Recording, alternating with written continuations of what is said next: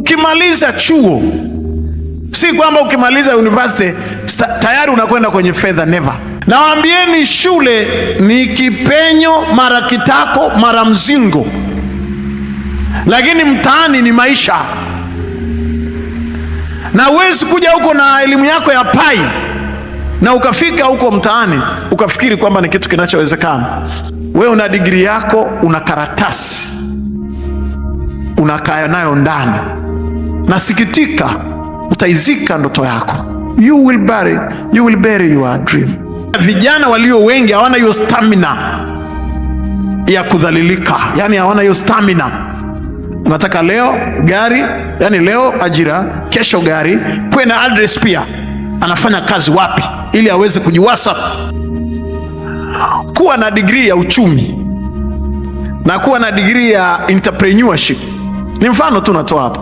Kuna watu wana degree ya entrepreneurship, wana degree ya uchumi, wao wanataka waajiriwe World Bank,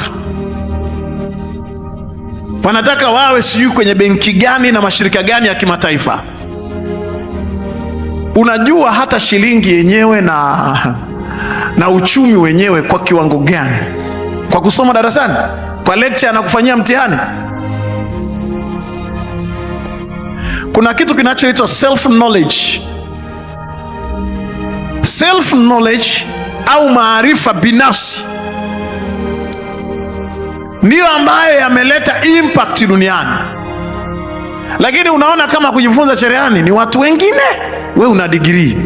Kama kuna mkosi duniani kuliko mikosi mingine yote, ni kuamini juu ya makaratasi ambayo hayawezi kutengeneza impact yoyote. Ukishasoma unaamini sasa ni hela zitanijia, na hata ukiajiriwa pia unataka pesa bila kufanya kazi. Utaizika ndoto yako.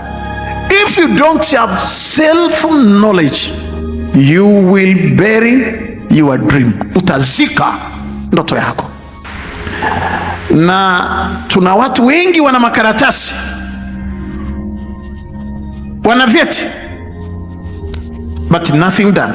Hakuna kitu ambacho kimefanyika. Ni muda wa kuchukua nafasi yako katika meza ya HW, tuwasilishe kwako mawazo yenye tija kwa maneno ya dhahabu, kukupa hamasa na kujengea uwezo wa kufanya zaidi na kuwa zaidi. Welcome to the Hall of Positive Vibes.